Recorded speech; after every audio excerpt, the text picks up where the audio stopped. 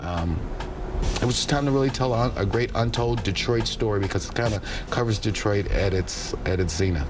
Very interesting story. We decided that we were going to make a movie. All right, Rich Rossi with you with Motown Mafia. I'm with Courtney. Louis Stevens, Courtney Brown. Courtney Brown Jr. And Alan Al Prophet Bradley. And this is an entrepreneurial, inspirational story too, because again, you know, I'm a real estate retail guy. You know, that's what my skill set is.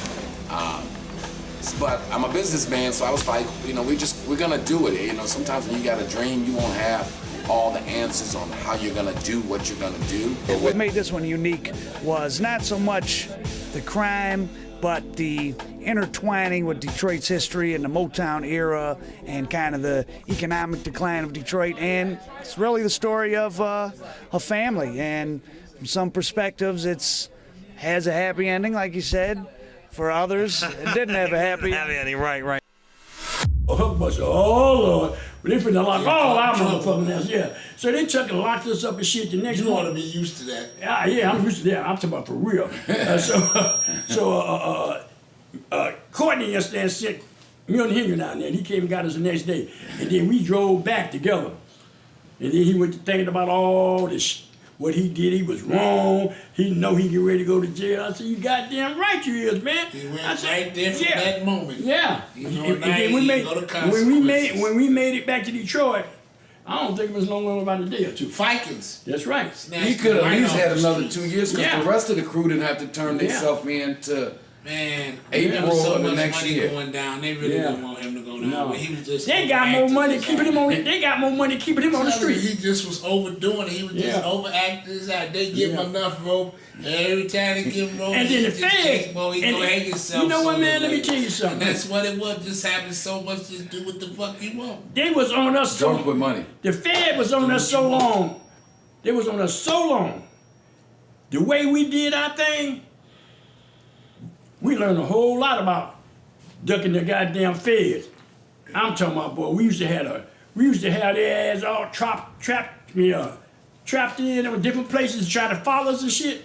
Oh man, they used to have sometimes 5, 6 cars on one person. You remember how y'all used to cut through that trail coming around Southfield and cut through there and go to the freeway? Yeah, I remember y'all that. made them close that shit off. Y'all beat them so bad. And we used to come in the house so much. They do it in the dark. See, they would turn the lights off and swing through there and swing right to the freeway. The police keep going straight down and come around by the church to hit and come down the service drive to hit the freeway. They been and cut through there and gone. And we used to come parking in front of the house, go out the back door, go over the fence into the church back parking lot. We had cars parked out there. At the church. At the church. That's right. And Eddie in them house, y'all see it in one of the videos, had a long gate.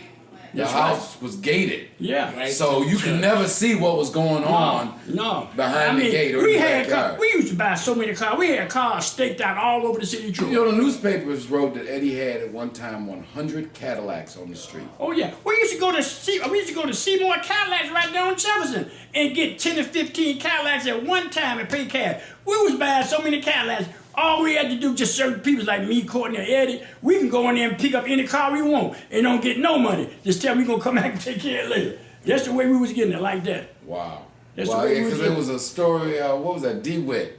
DeWitt called Eddie and told Eddie, hey man, I'm in the crew, why ain't I got a Cadillac? Everybody else got a Cadillac. Eddie, all right, DeWitt. Like you say, it just told DeWitt, go out there to the Cadillac dealer, tell him I said, give you Cadillac. That's right, and another person too. I know you don't remember. I know you remember little Willie, Reverend Prince, Willie Williams. Yes, yeah, he was with us too. This before he started preaching. You know what I'm saying? And he was right. You ain't never told me. Yeah, and he got one to say. He got some of the same messages that D was said. Cause I was serving Willie, and so Willie, you understand? I went to Willie to go pick up the money. And shit. I said, where the money at? I think he owed about $40,000. He come handing me, you understand? Man, he go $20,000 and I heard Eddie say, hey, could nobody understand hustle with us if he didn't have a Cadillac? He took $10,000 and bought a Cadillac. Yeah, that's the way it was. I mean, that's the way money was coming, man. That's the way money was coming. He said, I got to justify my position in the crew, so I got to give Eddie wanted it, and any motherfucker that was really close to us and shit, when we went out, and we all put our jewelry on. If the only way you know was Eddie, because he had the EJ in his chest. Other than that, you couldn't tell who was there, because we all had a lot of jewelry. No, he was a unique individual. That's right. In that way. That's right. You know, I spoke about it. I mean, shoot. Yeah. You know, he gave my old man $200,000 to buy a house. So let me then gave ask him another you this. $200,000 to furnish the Let house. me ask you this. How well did you know Fairleigh? Did I know Did you Fairleigh? come in the crew too late or what? Oh, no, I know Fairleigh before she even got with Eddie. Because, you know, we all growing up together. C-Dell, Lil Jerry, Jap, all us, we all around the same age. You know, them all might be about a couple of years older than me. Now, her brother Jerry Riggs, you understand, me and him was real close. You understand? But Fairleigh, she was a sweetheart. I tell you one thing about her. She was stronger, more stronger than any nigga that's out here on the street. I'm talking about, you understand? She could have sank all Man, y'all. she could have, man, let me tell you something. Everything. And they did Oh, everything they could to make her turn. I'm talking about this girl, she had a habit out of this world. She had a habit. When they locked her ass up, they locked up at Rikers Island in New York. Rikers Island. They, you understand, she was sending letters to Eddie. All her letters would go to him. But when he would have Courtney sending different letters back to her, they wouldn't let them get to her. They trying to tell her, you see that guy ain't thinking about you. You might as well go on, you understand, turn him in and this and that and other. I mean, they did this shit for a long time until, you understand, Eddie got with Ross back and told him something ain't right. You understand, go up there and find out because I ain't getting no letters, no nothing. I mean, she ain't getting none of my letters, you understand, I've been writing. So he went up there and they took care of that shit. And that was the only way. Ross. That's right. Let me tell you, he was a bad motherfucker. You know, him and F.D. Bailey was partners. You know, and like I say, Did you And ever come to meet find him? out, just on a little side note that y'all know, yeah, I met him. What was your opinion of him? He was. You could tell he was in the military. I mean, he's just like he was a colonel. I mean, a general. if y'all don't know, just look at me illustrate. Ross Black made his reputation. There's an incident in the Vietnam War. While you be talking about he's in a uniform, if you ever seen that movie Jag is what the Navy lawyers are. Right. When you're a naval officer and you're a lawyer, you're in the JAG. Right? It was called the My Lai Massacre. It was a bunch of high-ranking military people who was being charged with a massacre. They was all about to get court-martialed. Somebody been looking at the firing I've seen squad. this story. Yeah. It was legal history, book of law. Right. Ross Black represented them in the My Lai Massacre. Yeah. And once he won that case, his reputation, that was when you Yeah. talk about Yeah. when he walk into the courtroom, the judge say, Cease. how are you, Mr. Ross Black? How you doing, Henry? Yeah. How you Yeah. doing, Henry? Yeah. You He know. walk in, that's who Yeah, did. I mean, he was famous.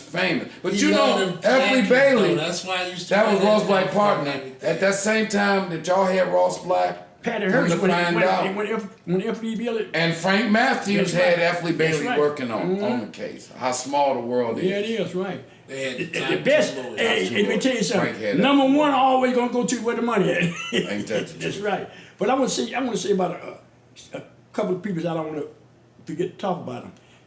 Now, it was a lot of people that grew up in our neighborhood. Damn near every young guy down there in our neighborhood, man, ended up being hell of a hustler.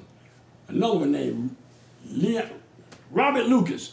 I know you'd have heard of him, haven't you? Okay, I have heard that name. Leon, he had a brother named Leon. He had a brother named Leon. He was What Robert. about John Lucas? No, but them two, his brother, they was getting big money too. Because he had Jeffrey Projects locked down before the young boys. Yeah, and then he had a storefront right there on Woodward, on the other side of Claremont, right where your mother was working at the nursing home. Right, just right down the street where